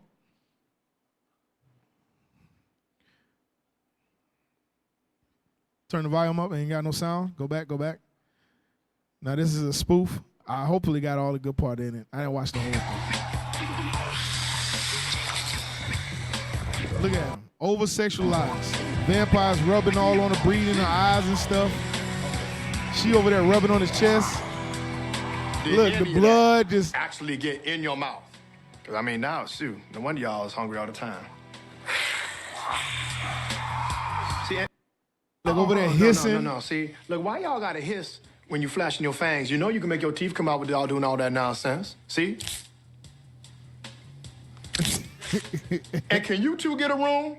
Seriously, y'all live in a damn mansion. There got to be some other place you can do that shit. I mean, are you two even lesbians? I just don't understand why everything got to be all sexual and licky. Girl, seriously, man, you got to get your hands up off me before I you up. It's nasty. Creepy as That's it? Play the rest of it. That was it? Damn! That part I was about to say, when he came on, she came on, he's like, you better get your hand up, I'll F you up. Been over here rubbing on my nipples for the last 15 minutes. So, right there, all of that over-sexualizing stuff, that goes back into that idolatry, the way they idolize the things that the Gentiles do. See that? In murder, they make it over-sexualized. It's a turn on when the blood start getting in their mouth. They all hissing in our face and in our eyes. You understand? The other nations do that. They over-sexualize everything. So let's go to Leviticus 18. We ain't going to hit all of them, but we just going to jump through a couple of them. And then I got a couple more. Thou shalt not commit adultery. All right, let's start at verse 1. Leviticus chapter 18 and verse 1. Uh-huh. And the Lord spake unto Moses, saying, Speak unto the children of Israel, and say unto them, I am the Lord your God. He had to let them know, I'm your God. Not what y'all been worshiping in Egypt. I'm your God. Right? Come on. Not me, but the Lord saying he's your God. Right? Come on. After the doings of the land of Egypt. The stuff y'all learn in Egypt, just like brothers and sisters, as we come out of this, once we come into repenting, the stuff we learn in America, come on. Wherein ye dwelt. Wherein we dwell. Shall ye not do. You're not supposed to do that. He was telling them at that time, the things you learn in Egypt, don't do. Don't do that. Come on. And after the doings of the land of Canaan, whither I bring you, shall ye not do. Come on. Neither shall ye walk in their ordinances. You shouldn't walk in their ordinances. Don't celebrate their holidays. Don't follow their religions. Don't believe in their gods. Don't keep their custom. Don't fall into the fornication or idolatry that they fall into. Because what we're about to read in Exodus 18 is everything that was happening in Egypt. So a lot of our brothers and sisters want to be Egyptologists or want to be in that, that's what they call it, right? Egyptologists. And you don't realize there was a lot of stuff going on in Egypt. Because I remember I read it to somebody. They say, you follow Egyptology? Yeah, that's where we from, brother. You know, we come from that line. And when you look at the Ankh represents the woman's womb. And then on the east side is the ovaries. And in the bottom part, that's the phallus. You know what I'm saying? This is the circle of life, brother. That's what it's all about. Woman is God, mother God, all this other stuff. I said, oh, for real? Damn, let me read something for you. Let's show you what the Egyptians was doing. And then we go through these laws, and they jaw drop every time. No, that ain't it. Well, we're going to see. Because all of these goes into that law in the Ten Commandments dealing with thou shalt not commit adultery. Let's go ahead. Read verse 6. Verse 6. None of you shall Leviticus 18. My fault. Thank you. Leviticus 18 and verse 6. Uh-huh. None of you shall approach to any that is near of kin to him to uncover their nakedness. I am the Lord. So you had brothers sleeping with family members, rather it be mother with son, mother with daughter, father with son, Father with sister with brother, brother with sister, brother with uncle, sister with auntie. They was all sleeping. They was keeping it all in the family. You understand? You mean the other nations was doing this and we started following that? Egypt was doing it, and Israel started. We started doing it. He had to get it right. Keep in mind, every law that's in here is something that we was doing as in the nation of Israel that God said don't do. You understand? Come on, read the next one. Verse 7. The nakedness of thy father or the nakedness of thy mother shalt thou not uncover. She is thy mother, thou shalt not uncover her nakedness. Incest was going on. Keep in mind, Esau reinstituted that when we came here in America. That's where the term MF would come from. They used to blindfold the brothers and have them sleep with their mother. You understand? These are real. These is not, people get mad at us for saying, but this stuff be real. We don't be making none of this up. This incest was something that we learned under Egypt, and then guess what? When we came here to Babylon the Great, they reinstituted by taking bits and pieces from all these captivities, and they started reinstituting it back along the lines with us again. Right? They was doing it in Rome. Yeah. They showed that. Rome, Greece, all of that. They kept them customs. They love it. Just like I've said, they brought it here. Right. So mothers was laying with sons, sons was laying with mothers, fathers with daughters, and as you keep reading, it shows all the different incest. Verse 17. Verse 17. Thou shalt not uncover the nakedness of a woman and her daughter, neither shalt thou take her son's daughter or her daughter's daughter to uncover her nakedness, for they are her near kinswoman. It is wickedness. So they was having menage a trois or threesomes. That was happening in Egypt. I couldn't imagine the smells that was rolling around in Egypt. It was bad. But nonetheless, this goes into thou shalt not commit adultery. Incest was in Egypt. Go to verse 19. Verse 19. Also, thou shalt not approach unto a woman to uncover her nakedness, as long as she is put apart from her uncleanness. Brothers was sleeping with their women on their periods, on their menstrual in Egypt. This is what they was learning under the Egyptians. They was taking, what they call it? Running the red light. Running the red light. They running, and I'm telling you, our brothers and sisters just still do it today. They make their little videos where the sister be like, what you doing? I'm on my period. And the next thing you know, the brother coming out with a towel, putting it on the bed. Come on. And I want to let y'all know, like, bodily fluid, when you're having sex, that stuff get inside of you too. That's what causes infections and stuff like that. All right, come on. Verse 20. Moreover, thou shalt not lie carnally with thy neighbor's wife, to defile thyself with her. So brothers was laying with their brothers' wives. You understand? This is all what Woody was learning in Egypt. And guess what? Esau brought it right back into effect when we got here in America. They did a lot of this stuff when we came here in slavery, with these breathing forms and things like that, and just stuff for their own entertainment. These are some freaks. Keep in mind, some of them just like to watch their wife get banged out by brothers. So what you think they was doing in slavery? There was no boundaries. Come on. And thou shalt not let any of thy seed pass through the fire of Molech, neither shalt thou profane the name of thy God.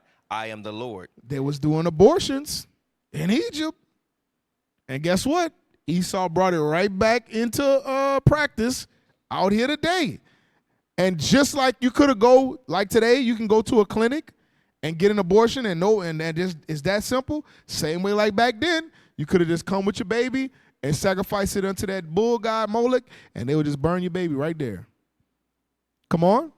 Thou shalt not lie with mankind as with womankind. It is an abomination. Homosexuality was in Egypt. You know, I seen a video where Captain O.C. was on the show with the guy, with that sister show with that guy, and he was saying, if King James was a homosexual, why would he leave this in the Bible? And the brother said, come on, man. Now, you know, back in that time, they couldn't put, what you mean? Back in that time, Homosexuality was running rampant in Rome. Homosexuality was running rampant in Egypt. Homosexuality was running rampant in Persia and all these captivities. Homosexuality was open. It wasn't like you got killed for committing homosexuality. But it's all along the lines of not trying to be wrong. That's why he brought it. But all of these things was happening in Egypt. And guess what? A lot of our people, just like here in America, a lot of these traits and stuff, customs we picked up through these abominations and these inordinate affections through Esau's captivity, the same thing we did when we was in Egypt. Come on. Neither shalt thou lie with any beast to defile thyself therewith. Come on. Neither shall any woman stand before a beast to lie down thereto. It is confusion. It's confusion. So in Egypt, you can grab your animal and bang them out. That's what was happening. A woman can go lay right in front of a dog or a horse and let the horse do it dirty. And that was fine. And believe it or not, that's what's happening today too. We can't be fooled. A lot of this stuff, this is all falling under thou shalt not commit adultery. You can't believe that this is not happening no more. You know what I'm saying? Because a lot of times, like I said, we look at these laws and be like, how the hell they was doing that? The same way they doing it right now. And a lot of times, you fall into one of them, the same person saying that, the same one falling into one of these categories. Hey, they be like, Esau got such a good connection with their animal. Look at them. They got such a good connection. And they just let them lick them all in the mouth and every damn thing. But, hey, a lot of our brothers and sisters, believe it or not, brothers and sisters fall into these same diverse lusts and these different inordinate affections. All of this stuff falls underneath adultery, right? Let's go to Matthew 5 and verse 27. We're about to wrap it up. Matthew chapter 5, verse 27. Come on. Ye have heard that it was said by them of old time, thou shalt not commit adultery. Just like we read in Exodus, come on.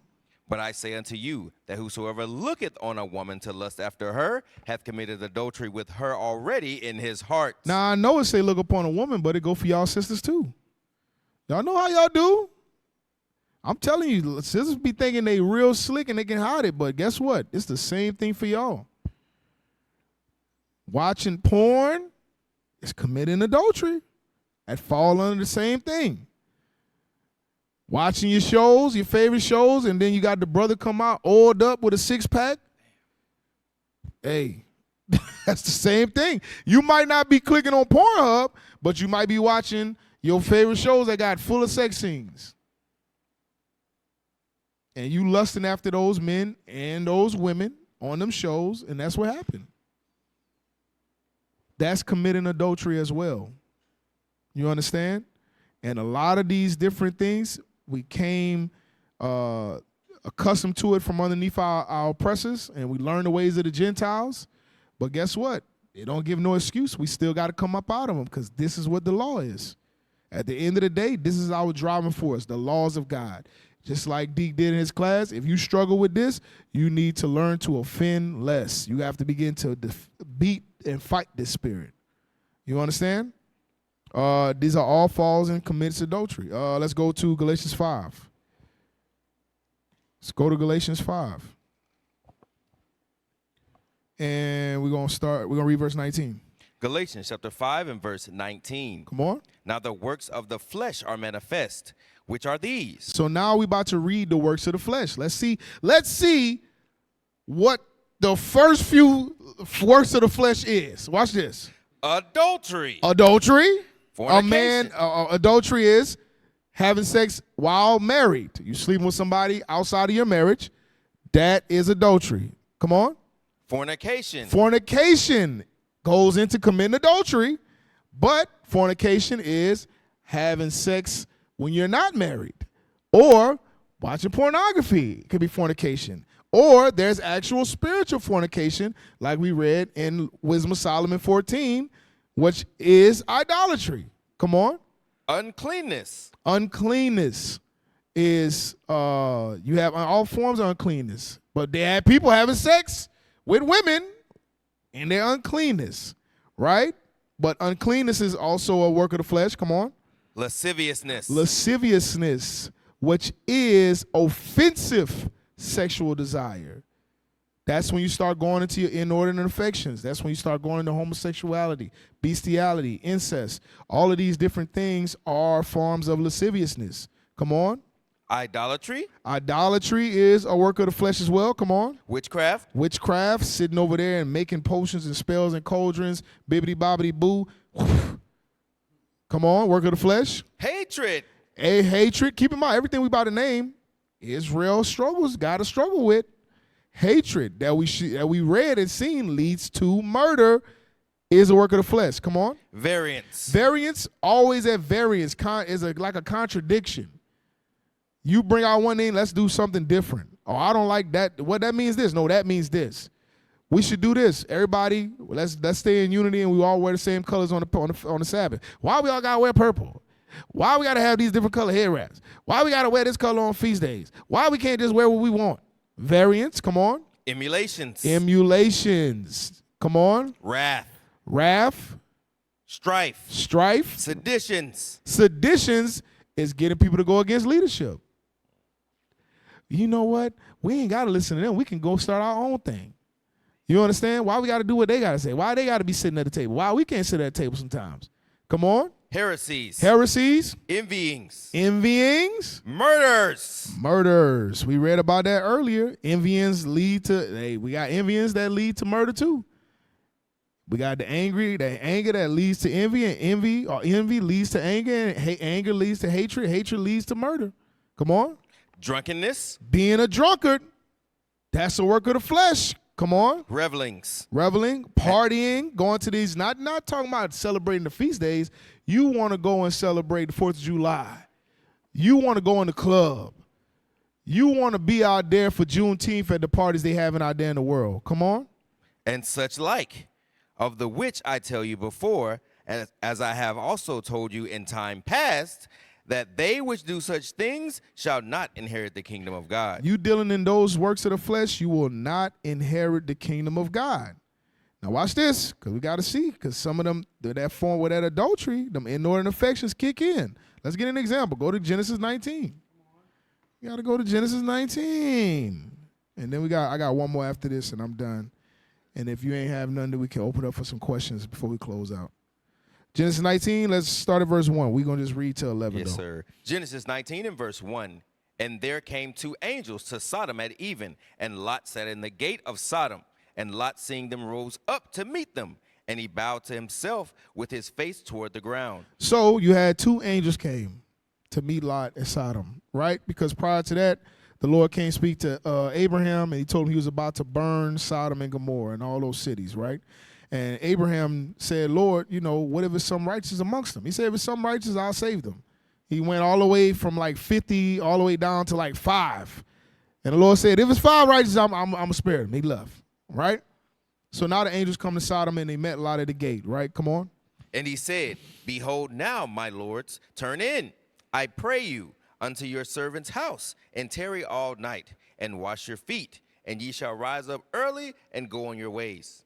And they said, Nay, but we will abide in the street all night. Now keep in mind, Lot stayed in Sodom, so he knew how Sodom got down. He like, oh, hell no. Hey, look, do me a favor. Y'all come to my house. I'll give y'all lodging. Y'all can wash y'all feet. Y'all can relax, and then when you get a good rest, and next day when it's daytime, y'all can roll out and go.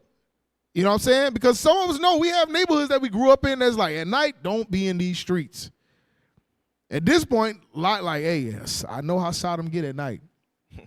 Everybody not going to know y'all angels. But regardless, they don't care. I know how to get down to Sodom. Just come in the house. Come on, please. Right? Come on. And he pressed upon them greatly, and they turned in unto him and entered into his house. And so, go ahead. And he made them a feast and did bake unleavened bread, and they did eat. So he kept like, please, please, please, please. I just want y'all to come in. I'll make something for y'all to eat. Come on. Y'all come over here. Just like, come on, man. I don't want to stand out here in the street all day. Come on, man, all night. Come on. And they said, okay. And they went into the house with him, and he made them something to eat. Come on. But before they lay down, the men of the city, even the men of Sodom, come past the house round, both old and young, and all the people from every quarter. So they looked, they were like, hey, what the hell? Yeah, they walked up like, Damon. Yeah, I like that. Fresh fish on the line, ain't nothing like it. They looking around, they're like, what the hell? Hey, y'all seen them two that went and saw them? Y'all seen them when they went to Lighthouse? Oh, yeah. I'm telling you. Come on, let's go. Old and young. Everybody, they surround Lot the house and they banged on the door. Read. And they called unto Lot and said unto him, where are the men which came into thee this night? Men's. Yeah, where the men's? Where the men's is at? Hey, Lot. Hey, where the men's at that was up in here? We seen them, Lot. Where they at? Come on. Bring them out unto us, that we may now know them. See the S's he adding on there? That's them right there. He said, bring them out so we can know them. Why? They want to get to know him and say, hey, bro, what's going on? You know, out here inside him, my name is Jimmy 2 times. I lay it down. But holla at me, what's going on? No, they wanted to have sex with them. Like they was calling the angels out to check in. Yeah. Hey, when you come in, you better check in when you come to Sodom now. You better check in. They say, hey, bring those men's out your house, Lot, so we can get to know them. We want to do some things with them. Come on. And Lot went out the door unto them, and shut the door after him, and said, I pray you, brethren, do not so wickedly. And he came out there, he's like, shit. Hey, man, don't do this, y'all. Come on, please, bro. Please, don't do this. Don't be so wicked, please. Come on. Behold now, I have 2 daughters which have not known a man. Let me, I pray you, bring them out unto you, and do ye to them as is good in your eyes. He said, look, I got 2 daughters. Both of them virgins. Y'all can have them. How about y'all just have them? Just don't do this, please, y'all, right? Come on. Only unto these men do nothing. Because he knew who they were. Come on. For therefore came they under the shadow of my roof. They under my roof, man. I can't let y'all do that, bro. I can't let y'all do that to them. Come on. And they said, stand back. We don't want none of that. Get your ass. Get out the way. Hey, Lot, stop being gay, man. Yeah, get out of here. Stop. Talking about them girls. We don't want them. There's girls all over. Look at them 2 over there. Look at them 2 freaks on down the dance floor. We wanted them women. We can go get them. We don't want them. Get out the way. Come on. And they said again, this one fellow came in to sojourn, and he will needs be a judge. This nigga ain't even from here. Not Lot gonna come into our city, and now he telling us what we gonna do? Come on. Now will we deal worse with thee than with them. We're going to do some things to you worse than we was going to do with them. We was going to be nice and gentle with them. We ain't going to be nice and gentle with you. Come on. And they pressed sore upon the man, even Lot, and came near to break the door. So they all came trying to bust through the door, right? And they didn't even give a damn Lot was there. So now at this point, they are determined. They like the 2 old men that was in the garden with Susanna. They was burnt in their lust. Come on. But the men put forth their hand and pulled Lot into the house to them. So the angels grabbed Lot, put him in the house, and shut the door. Come on. And shut to the door. And they smote the men that were at the door of the house with blindness. So through the door, they smote those men. Now keep in mind, the door is closed. They pulled them in, closed the door, and now all of y'all blind. Now everybody would think at this point, oh, we don't know what the hell we was doing. That's oh, hell no. Oh, hell, I don't even know what I was thinking. I don't know what I was thinking. Like, hey, tell the men's we don't want them. We don't even like what they wearing. We don't even like them type of clothes inside them. You would think they would have left them alone. But, come on. Both small and great, so that they worried themselves to find the door. They still was trying to find the door. When that spirit get on them, when that spirit of adultery come on you, that's why a lot of our brothers and sisters do crazy things, bro. You have a sister go and sleep with a man, come home, and then put that same on that before she wash her body, breastfeed her baby. You understand? It'll make you do crazy. Just like the brother in the video that went and licked the girl butt cheek in broad daylight. He didn't even know her. Just licking butt cheek. You got the one guy smelling butt. You got another brother licking butt. This is crazy because that spirit get on them. And look, at that point, they burn in their lust. I didn't even want to get, but let's just get that. History of Susanna. I just want that one part. History of Susanna.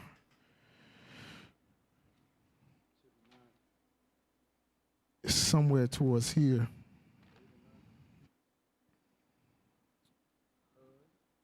Is verse 8. No. Okay. Inflamed toward, and then let's, yeah. Yes, sir. History of Susanna, verse 8. And the 2 elders saw her going in every day and walking, so that their lust was inflamed toward her. Come on. And they perverted their own mind and turned away their eyes that they might not look unto heaven, nor remember just judgments. Because they was burned in they lust. It said it was inflamed with they lust. Inflamed. All of that's going into committing adultery. Do you understand? A lot of times people think if the law don't say this specifically, it's not talking about that. No, yes, it's going into that. You understand? That's what it did. It caused them to be inflamed, and it was deceived by her beauty and was perverted in their minds. All right, last scripture, Colossians chapter 3 and verse 5.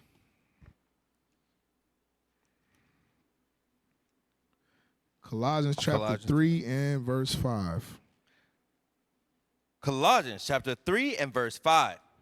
Mortify therefore your members which are upon the earth. Watch this. These are the members, are the sins you have to deaden. Come on. Fornication. Fornication falls into adultery.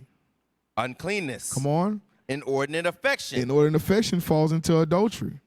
Evil concupiscence. Evil concupiscence falls into adultery. And covetousness. And covetousness, which is what? Which is idolatry. And it comes back full circle. Right where we started is right where we ended. You understand? That's why I said in Wisdom of Solomon that idolatry was, it said the beginning and the end, right? Of all evil. It's going to be the end and it's the beginning and the end of all evil. So, if y'all have any questions, y'all can post them in the comments.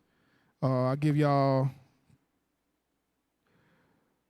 3 minutes to post y'all questions if y'all have any questions in the comments.